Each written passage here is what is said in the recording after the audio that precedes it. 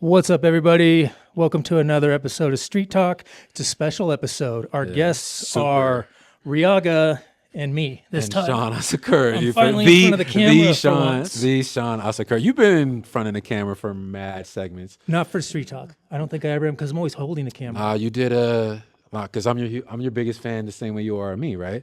You've done it with Mike's Paradise and the gang. I guess those were like podcasts. So as soon as there's like another person, that's why I was going to say if James was here, then it would just be like a podcast. Word. So if it's more than one person, you'll hop on a couch and yeah, because I'm not going to try to interview two people from behind the camera, right? Because I feel like and that keep crazy, it like right? organic type shit, yeah. And it's always like interesting combinations of people. Like when B-Boy was here and Jason Martin was here. Yeah, shout out to gang. They were like, I think one was doing a shoot and one was getting ready. One was getting ready to leave. One was getting ready, just showing up or whatever. So they both ended up here at the same time. I love that. So they hung out, and then I was like, I don't know if I'm ever going to run into these two guys at the same place at the same time. Right. So it'd be cool to just, we'll just like chop. Yeah, the combination is very organic. And that's how studios work anyways. Photography studios, recording studios, you know what I mean? Like that shit works. So I guess I'm your first onesie interview. your first individual solo dolo. First onesie, guys. First onesie. I think so. Yeah. It's been a minute since I've seen you though, bro. I feel like I talk to you every single day in some way, shape, or form, or like in your content. But it's been a minute since I've. When was the last time we saw each other? Shit, bro. It wasn't Kosa's show, right? I saw you after that. No, mastering Kosa's mixtape, which is coming up actually. Okay. Within the next week, the 28th, I believe. Yeah, that's like 2 weeks. Yeah, that was the last time I saw you. Yeah, I was gonna make an announcement about that. All right, for sure. So if you're hearing this right now, DJ Kos has a super dope mixtape coming out. And it'll be available on all streaming platforms as of the 20th of Box February. Day Bangers. Executive produced by my boys. You know what I mean? The boombox has been real busy. It's been booming. Yeah. All pun intended. Yeah. And that's a triple entendre. And congrats on that too, bro. You've been doing amazing. You know what I mean? Yeah. Appreciate that. But there's in the last couple of days, there's been 3 singers in here. Singers. Who I think I wouldn't have even thought about it, but because Kos has got that next mixtape coming out. For sure. And I was like, oh man, like all of these high quality artists. So you're gonna recruit them for the backstage singers? Is that what you're telling me right now? I'm gonna at least send it to Kos. I mean, he's he makes the final decision. Yeah, drop the scene on. You're gonna send them the boombox mic drop. You're gonna send them that, see what they do, type shit. Yeah, okay, big bet. Sure. Yeah, that's good. That's good. But, yeah, I talked to him yesterday about legal affairs. Yeah. You know what I'm saying? Off air type shit, Oleg G type shit. But yeah, he was asking me just like, yo, you want to be on there? You gonna do a straight R&B joint for me, or are you gonna do something super duper romantic on a Spanish tip? I was like, I don't know yet. Yeah, I don't know yet. But he asked me to do one of those. You should be on it. You're kind one of like of those. You know what I mean? Yeah. I was thinking like, man, maybe I should do a bachata song. That'd be dope. How do you feel about leaning into R&B though? Because a lot of it's probably going to be an R&B heavy tape, right? That's me, anyways. I feel, you know what I mean. But I just mean like where you're at now, because you're like you've leaned so heavily into like. Well, so it's very interesting that you say that, because I talked to Heavy Beats about that when we were making Lost Heritage initially. When we made Baila, you know what I'm saying. Shout out Heavy Beats, you know what I'm saying. A Mile High Dream, all that. When we were doing Baila, he was like, yeah, so you're kind of in that R&B reggaeton space. Yeah. I'm paraphrasing, but that's more so what he was saying. He's like, because a lot of what you do is melodic. You're singing in a lot of it too, or like you're getting into your Drake Tory Lanez bag with it. So I'm like, yeah, that's true. So I guess I'm doing it anyways, just in a reggaeton setting. So it's like R&B reggaeton in a sense. You know what I mean? To me, I think like the beat is what would distinguish it. You know what I'm saying? Like make it reggaeton is what you're saying. Well, yeah, if it was like an R&B beat and you're doing like your same style of like lyrics and like, melodies and stuff like that, but like an R&B beat. Right. Like without the kind of, the drum pattern. Right. You know what I mean? And stuff like that. Yeah. Would you want to do that? Yeah. I mean, that's my bag anyways. Yeah. But again, bro, like reggaeton is just Steph Curry with the 3-pointer. LeBron James with the dunk, you Yeah, know, it's yeah. just, it's undeniable. So Yeah. just stay in the lane with Easy it. win. Stay in the image, you know what I'm saying? Looking Fabio with it now, you know what I mean? So yeah, that's the take. But we were talking before you cut the camera on. I wanted to get a little bit more. You were elaborating on just with certain people. We were I mean, we just talked about 5 minutes ago. I kind of We were forgot it talking already. shit and Yeah, dissing people. yeah, it's just like fuck everybody, right? Nah, but we were just talking about how a lot of people go into this media space, interviewing people on the street. Mm-hmm. You know what I'm saying? Being in studios, doing these little content creation type of shit for like events and whatnot. But they don't really have journalistic skills. They don't really have journalistic integrity. They don't have social skills for that matter. You know what I mean? What would you say is that like the main, like, and another thing before we get into this question, like a lot of people are going based off of their image and their fashion to drive them through on their clips and their content and whatnot. Do you think that's something that's diluting content creation when it comes to, you know, going out into the streets and talking to people? Or like where is your stance on that as a video guy? So, like, there's so many. Let's just take podcasts for example. There's so fucking many of them, you know. And like as you just like scroll through like Reels or TikTok or whatever, and I'm okay with that because I think everybody should find a voice and find, you know, a platform, find, you know, their tribe of people that want to hear what they're talking You should about. find your 10,000 fans. But okay, so this isn't the whole answer yet, but I'll tell you one thing that drives me fucking crazy. I'm pretty sure some of those clips I'm seeing aren't actually clips from a podcast. I think they just had an idea for the clip and only made the clip. Do you know what I'm saying? And it wasn't pulled from a podcast. They just were like, oh, we'll make this like, you know, 1 minute clip that'll go viral or something like that. That I don't really like, only because I feel like there's like some trickery there or something. You know what I mean? It's cap. Doesn't feel like. But that's the game, right? Content over everything. So you gotta fabricate. But people see through that stuff. I think eventually people see through it. And so going back to being like an interviewer, going back to like journalism type of stuff. Once again, I think if you're on camera, you're making content, I'd say go for it. You know, like I said, find your voice, find your people, all that kind of stuff. But also do your research, do your homework, like practice the skills that you need to outside of just sitting here on camera and like dressing right or, you know, dressing the part and stuff like that. You know, like I was saying, all the late night talk show hosts have all been like famous comedians or very, very successful comedians before they became late night talk show hosts.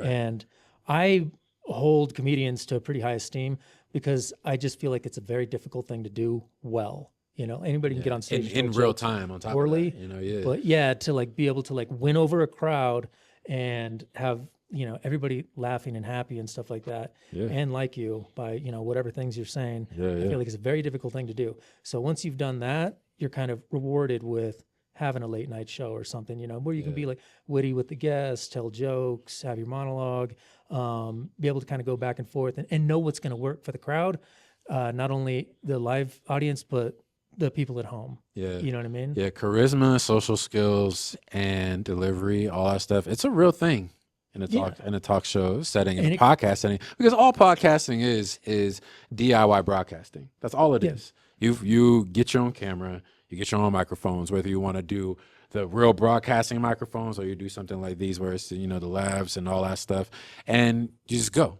You know what I mean? But in a professional broadcasting studio, it's just more or less 9 news type of setting, you know what I mean? Like sitting there talking and whatnot. But yeah, I mean, but on the fly social interaction, like that takes a real social skill. That takes real charisma and wherewithal and timing to actually like, you know, deliver jokes on a dime, you know what I mean? To interpret what someone says and to be witty enough in that moment to say something that's not corny or corny enough to catch people's attention and think that's funny. Like that's a true skill. Get the right reaction. Yeah, whatever the reaction is that you're looking for. And in social media, when it comes to content creation, that's not in a lot of people. Everything is rehearsed. Everything is take 2, take 5, take 20. The amount of people that do 20 takes with their cell phone to get that one TikTok to go. You know what I mean? Instead of just posting organically, I feel like yeah, that's a dynamic that we are navigating currently in 2026.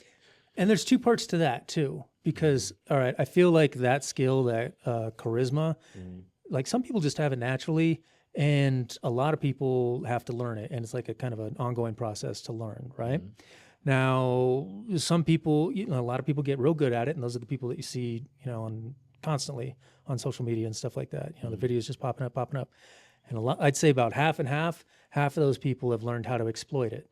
And those are like, your troll type people and stuff like that. Do it in a negative way. That's going to get the fastest reaction. And maybe they don't even believe what they're saying, but they're saying most it. don't. You know what I mean? They're not like that in real life. No. To get the views or get the streams or whatever. Yeah. And that stuff drives me crazy too. And I feel like this genre of like what we're doing is still like kind of in its infancy, And so that's why everybody's just making everything. Well, it's uncharted waters is what it is, because you don't know what is going to take off for you as far as clips are concerned. Yeah.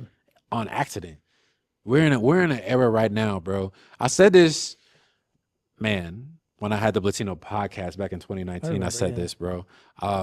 We're in an age right now where you can go from homeless to being a millionaire through your cell phone.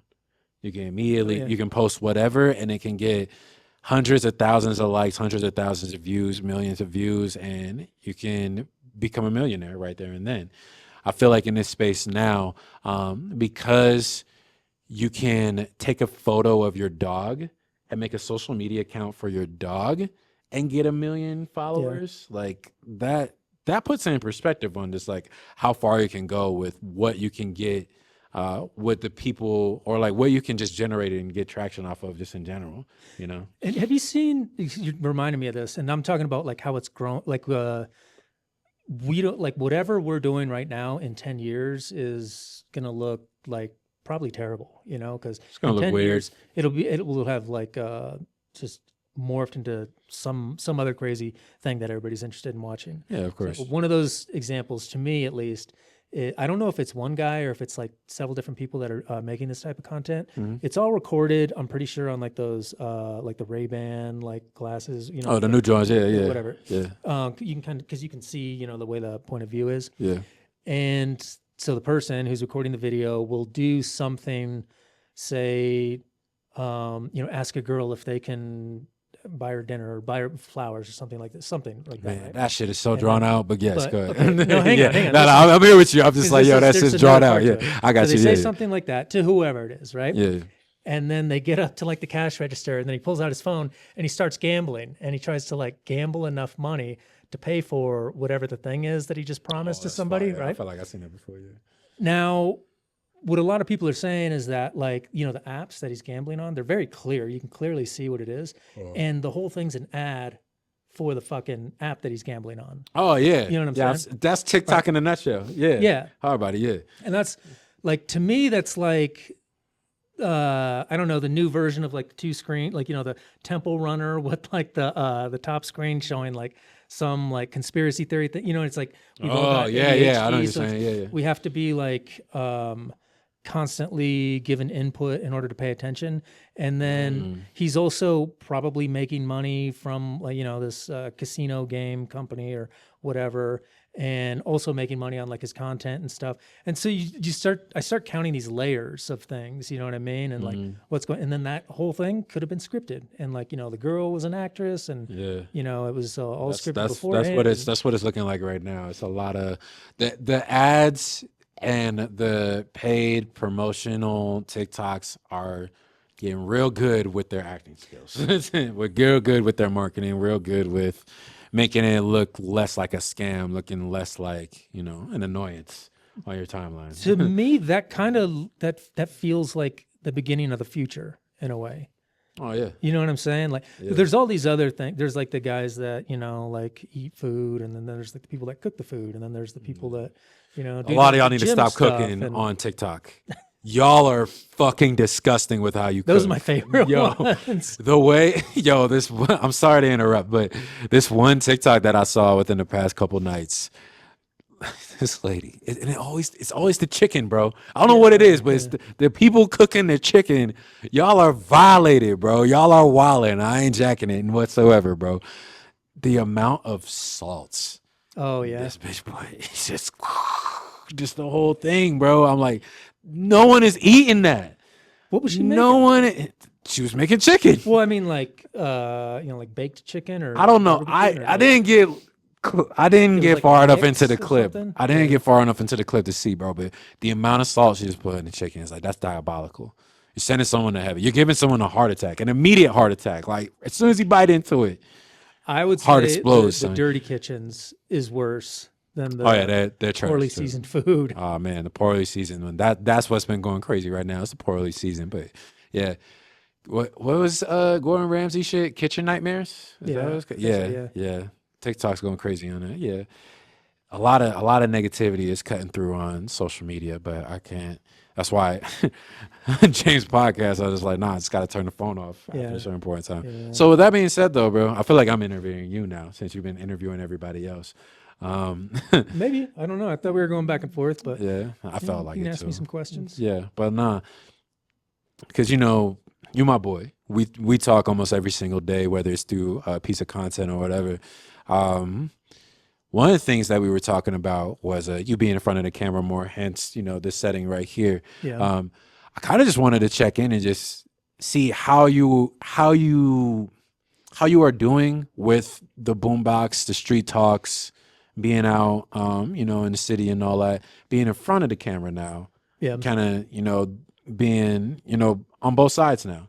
I mean, being a little bit of the star of Shaun Asakura Films, So being in front of the camera, I think, is necessary now for anybody that owns a brand of any kind. Yeah, 1000%. In some capacity, you have to be in front of the camera. They need to see Shaun Asakura of Shaun Asakura Films, Yeah, and I'm not against it. Like, there's parts Yeah. of me, I think, like, I remember when I was a kid, like, I wanted to be an entertainer. So there's like parts of me that likes, like, attention and stuff like that. You know what I mean? Mm-hmm. But I think I mask a lot of that because I've been behind the camera for so long, and I feel like I've done so much different type of work with the camera, like, like photos, videos, just like all different types of things.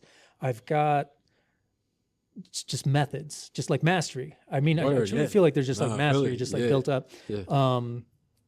And so there's like this comfort level instantly, you know what I mean? Yeah. When I'm working behind the camera. And so I don't want to say like I got bored, because this is crazy and that's not it at all. No. It's more like I was like, I'm ready for the next challenge to, you know what I mean? And, Yeah, present increase- itself. And just to do like a whole 360 around like this type of content, or this, like this industry, I guess. Yeah, that's understandable. Yeah. So yeah, that's I guess, part of it. So in this studio, like you were saying, there's street talk, there's boombox, there's there's the mic drops, there's, a lot of different things going on in here. The boombox by far has exceeded everything else. And I'm still like, this, when the summer comes up, I want to start taking the street talks a little bit more seriously, and I want to start doing like more mic drops. I've got some plans for that. I got some plans for some other things too. Wow. But like, as I was doing the boombox, and I don't want to say everything, because I feel like if I say everything and people hear this, it might ruin their experience slightly. I want to leave some things like a little bit of a mystery. Yeah, keep it exclusive. But every single shoot that I've done for the boombox, and I don't know how many we're at now, like 50 or something like that. It feels like 70. It might be higher. I'm not sure. There's ones that like I said, I'm your biggest fan. I'll be checking the account sometimes, look at my stuff and everybody else's stuff. The boombox episodes are up there. Maybe it's such a short amount of time too, bro. Like, a lot of artists. A lot, bro. To be honest, it's like half and half now. Half of are people I know, and half are people that I met because they came here for this. Okay. So I didn't necessarily know them, but I've learned something new every time I shoot, and so the series gets a little bit better each time. Fire. So I mean, like, you should come back and you'll see. You know what I mean? Yeah. Like, you're one of the first in here. If anything, bro, promoting backstage bangers, I was thinking about doing more of a talento here. Having DJ Coast in a bag type shit, you know what I mean? Like, make it mixy like that, But That actually would be dope. yeah, but to be honest, bro, because I was, I just got back from Florida about a month ago. Mm-hmm. You know what I'm saying? Maybe even 3 weeks ago. And that's something that me and Scott Morris were talking about, Scott Morris with more booking agency. That's pretty much the way to go when it comes to breaking into markets now, is mic drops, of course interviews, and of course shows, but the mic drops in particular, because you've already have the Colorado network behind you, whether it's 10,000 or 100 people, it doesn't matter. Yeah. When people look at Shaun Asakura Films or to look at the Boombox, that's going to be the Colorado market, right? So the best way to go into a market of, you know, whether small market, medium market, or big market city, to just go to the city where the mic drop, where the most popping mic drops or the most convenient mic drops are, or the most accessible mic drops are, Yeah. and just promote your song and go crazy. You know what I mean?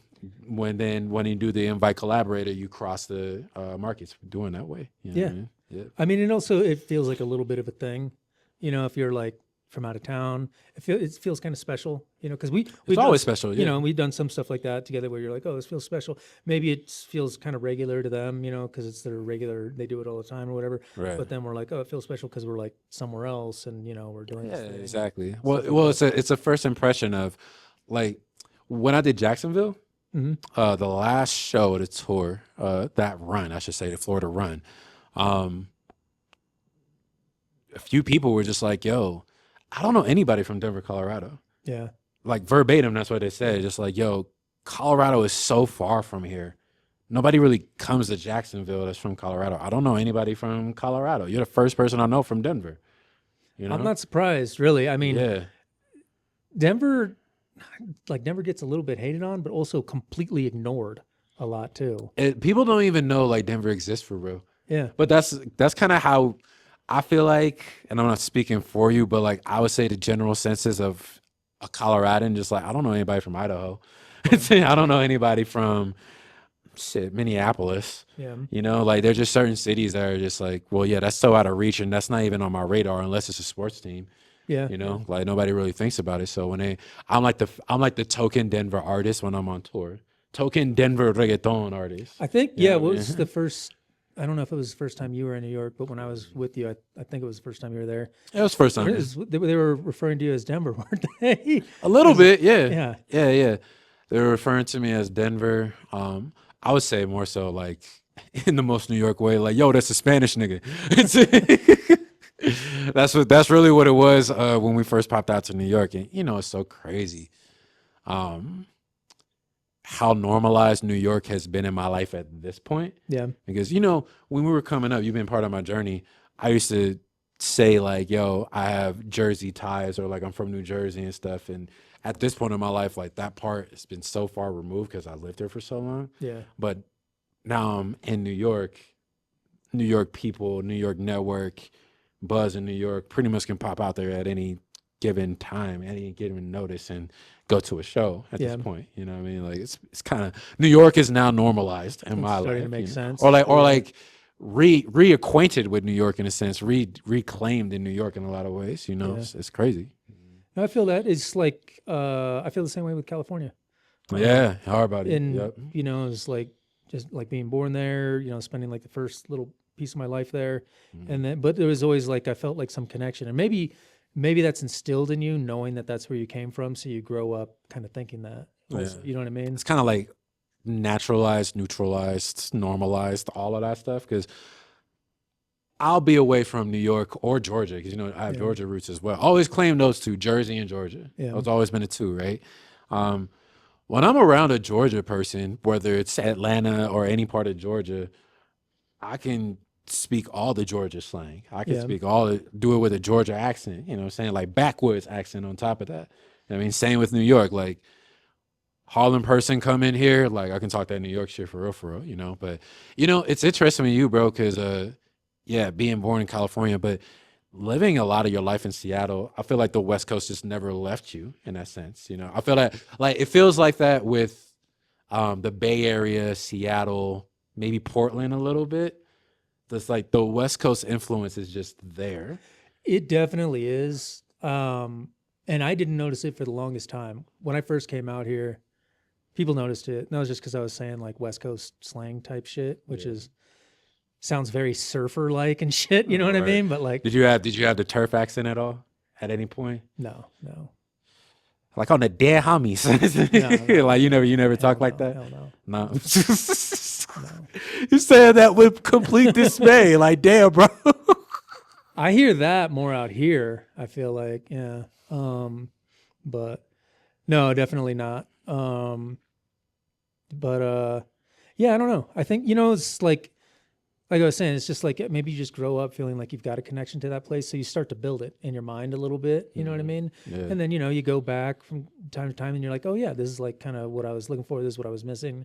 This is, this little piece of me out here. Yeah, it feels familiar, right? Yeah. Yeah, it's just all familiar. And it's like, I can be this without trying, Yeah. And, like, so like part of it for me too is having like a little bit of like a ethnic, like kind of non-identity out here. You know what I mean? Word, yeah. Because like when I start talking about like ethnicity type stuff with people out here, like, well, because Denver's got its own thing, which I won't go into. But whatever. It's separate episode. It's a lot different out here. Word, yeah. But I'll try to explain to people. I'm like, no, like I'm the majority where I came from. Yes, 1000%. Yeah. So it's like in Miami, I'm the majority. And then I feel like out here, I'm like, I said majority. Majority. I always make the joke. I'm like, oh, I'm the only Asian guy. You know what I mean? Like, yeah, that part. I mean, I'm clearly not, but it feels like that a lot sometimes. You're one of the few Asian creatives in the urban scene in Denver. Very few. Yeah, very few. Yeah. You know what I'm saying? But that's why, because I thought about that within the last couple of days with me personally, right? Yeah. And that's why I asked James in the pod. I was like, am I one of the first Peruvians, Because I feel like I'm probably the first Peruvian you knew, or that K Chief knew, or DJ Cosin. I'll be like, sometimes I'm like, y'all know I'm not Mexican, right? Well, see, I think, or like I'm not Puerto Rican, son. Like I'm Black and Peruvian. You know, you're kind of like me though, because it was like I've met one Peruvian before you, and tight. I love he that. was from Peru. Like he's the real Peruvian. The hats not real, but yeah, Peru? Yeah, the chuyo, bro, the chuyo. Yes, he wore those. Yes, like he wore those. That's and he fire. was like from Peru, right? That's he was fire. He was like a chess master too. I didn't know him very well, but these are the things that I remember about him. Oh, I feel it, yeah. But that was the only one. I might have met others, but I didn't know. You know what I mean? Right, that part. That was the only one that I knew for sure. Yeah. But I'm the first like decorated Peruvian. One of the first decorated Peruvians you met, who actually like walks around and be like, yeah, I'm Peruvian. Yeah. You know what I'm saying? Yeah. Self-identifying Peruvian, I should say. Yeah. Word. But so yeah, not many. I wonder is there a lot of Peruvians in Florida? Yeah. Yeah. I mean, Miami is like Latino hub, bro. It's like yeah. So, and that's the thing with like the East Coast and the West Coast. The West Coast, you're gonna get a lot of Chicano culture first because that's where California is Mexico. Yeah. Texas is Mexico. Yeah. New Mexico is Mexico. And Colorado is Mexico. You know what I mean? Like Spanish names. Well, that's what I'm saying. Where Florida is, I can see like obviously there's a lot of Cubans there, like huge population. Yeah. So in Miami, New York, Jersey, you're gonna get a lot of the Caribbean Latinos. Yeah. But you're also gonna get a lot of South American Latinos. So with the Caribbean Latinos, you're gonna get Puerto Rico, Dominican Republic, Dominica, Haiti, Cuba, like you said. But then, Panama, Brazil, Venezuela, Colombia, they're all right there. You know what I'm saying? On the other side of the Gulf of Mexico. It's the Gulf of Mexico. Stop playing. But yeah, South America is just right there though, bro. I'm still saying they still got to go through like Texas to get there. Unless or they go straight through the water. You know what I mean? Yeah, a lot of them do though. Huh. A lot of them do. Because one of the homegirls, shout out Rosario, she's been in Miami for mad long, and she tells me all the time, like, yo, there's a Peruvian community out here that you need to tap in with. Yeah. She tells me all the time. But also, bro, what I found out recently, talking about New Jersey, Paterson, New Jersey has a huge Peruvian community over there. Yeah. Yeah. There's Peruvians in New York, of course. New York is where pretty much everyone goes for their citizenship at this point, you know what I mean? For decades, for centuries, it's been like that. But Paterson, New Jersey, though, they have a huge Peruvian community out there. Shout out my boy Stack F Dollars. He's an Afro Peruvian. He be rapping out there. He be rapping and whatnot. But yeah, I met him through the internet. He's from Patterson, so I'm trying to see what's up with Peruvian Independence Day out there. Yeah, you know what I'm saying. That's one of my goals, actually, bro. That's what I meant to tell you on some bro shit.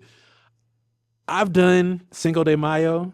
I've done a Puerto Rican festival. It's time for me to do Peruvian Independence Day festival. You know what I mean? That and okay, so the Peruvians might not be like this, but Asians are.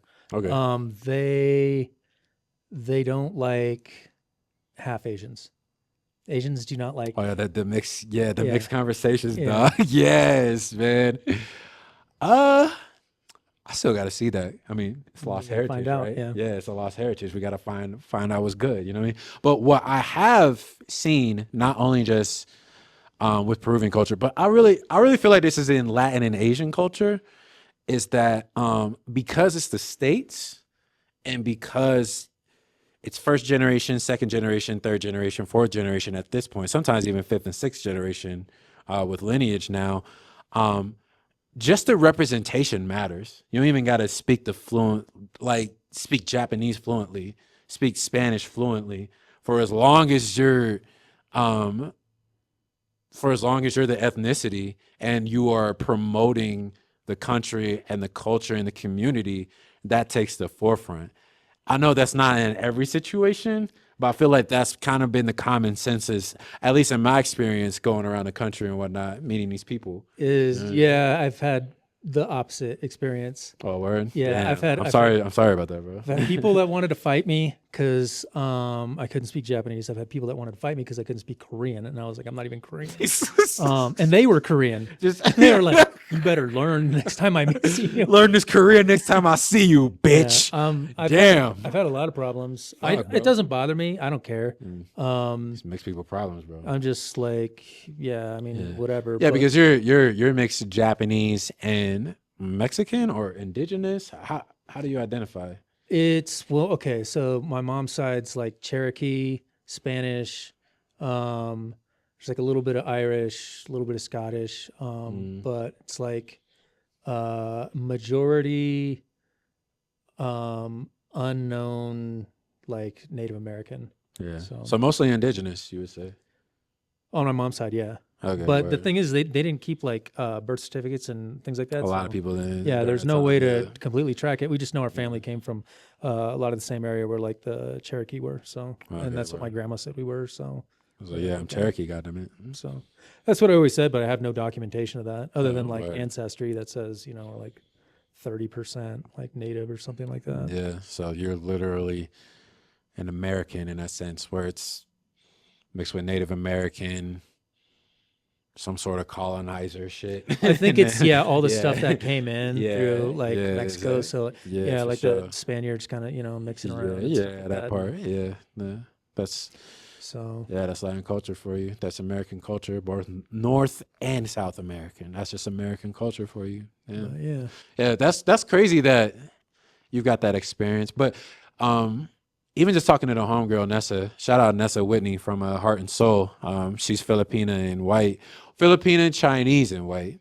Put respect on the culture, you know what I mean? She was kind of telling me something similar with like Filipino culture. Yeah, where it's like they'll have like the Filipino restaurants, and Filipinos will pull up, but if you're not straight from the Philippines, they ain't jacking it. They'll actually like try to fight you almost. Like it's gotten to like that type of severity. I might be butchering it. Don't quote me too much, but that type of nuance is there nonetheless, though. There's like a lot of old world hate in Asia, Word. Just because like all the like historical things that have happened and stuff like that. Like the families, and that's what's a little bit different than in the States. We lose a lot of that. Hence lost heritage. There's like the slavery stuff, obviously, and things like that obviously isn't forgotten. But we don't have. If you go to like Japan, it's all Japanese people.